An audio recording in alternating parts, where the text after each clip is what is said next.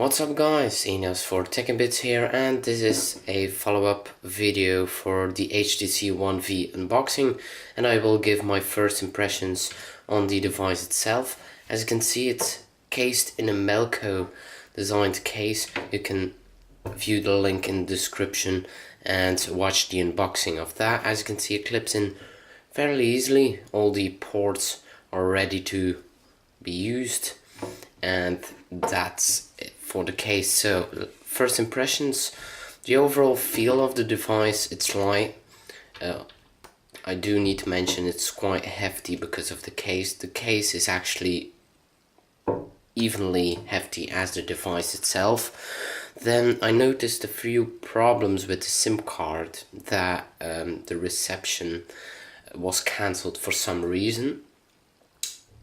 Overall, the screen is very good. It's very bright. You can read articles in the sunlight, at least if you're not pointing the device itself towards the sun. At the top we have this status LED, which is great. This works really great.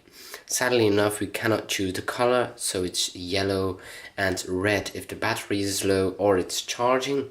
And what this actually means is it just pops every time you have a message, which is great when you are in the dark room, for example, and it's on your bed and you see something flickering and you say, oh, there's something with my cell phone, and then you notice you have a message. This both works for incoming cell phone calls, incoming texts, and other chat services. For example, I have the Go Chat for Facebook, and this works perfectly. If I get a message, as I do now, the status LED will work. Then some other things that we need to discuss is this button sort of thing that enables us to lock and delock the screen. I have used better buttons than this one, but after all it blends in nicely with the design. Otherwise it would have been a little bit bigger, and then I wouldn't like it that much. If you compare that to the buttons of the iPod actually don't feel as nice as this button does. Although many of reviewers have considered this button as a really too small, too light, non-responsive button, but I think it really works great. So that is something to keep in mind. Otherwise, I did notice that the Android 4.0 is having some difficulties with only having a 1 GHz processor. For example, if you scroll through the application, it runs smoothly, but for example in the messages, which I won't show you guys for private reasons of course, if you go to this icon, you can see it's getting slow because you see the cell phone numbers instead of all your contacts for a little while. And if you are in a hurry and you click the message, it will refresh the page in which all your contacts are loaded, which means it returns to that previous page, so you will have to click it again.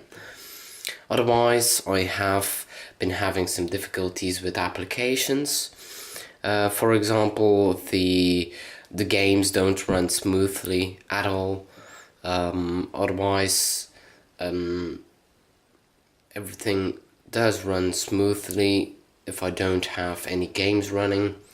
The lack of memory does show us that you cannot use a lot of application at the same time, but I don't mind that. As you can see, the multitasking, I do like this one over the HTC Sense one, so I don't mind they have simplified the multitasking button.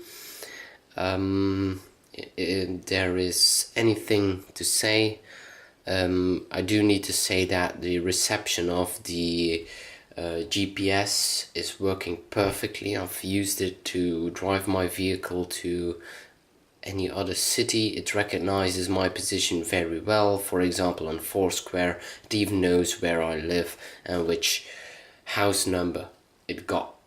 So that was it, guys, for the briefly follow-up of the HTC One V. Expect a full review of this device anytime soon, and I'll see you in the next one.